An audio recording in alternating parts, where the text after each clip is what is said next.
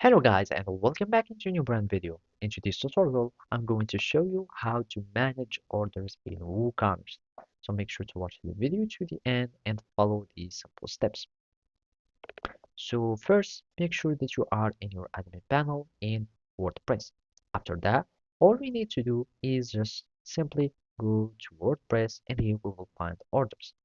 And the way that orders work, you will be creating a new order or an order would be created when a customer would go to your website and have an order. And basically, it will be like a processing order. And basically, each order has some status.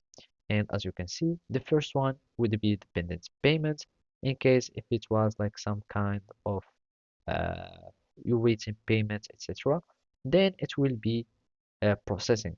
And basically processing would be when you are trying to fulfill and package the order, etc. And after that, when you have your order that is shipped in the shipping and etc., it will become completed.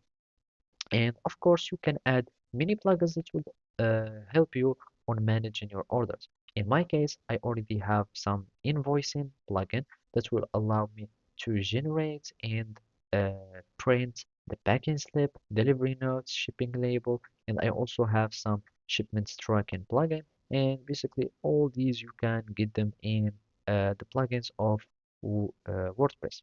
And simply we need just to go to the plugins and you can click on add new plugin and you can have these plugins too. So I have this advanced shipments tracking for WooCommerce and I have also the one for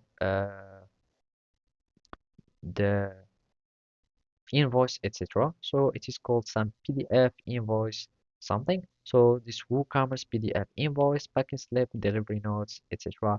And that's it. So basically this is how you can do it. Thank you for watching and see you next time.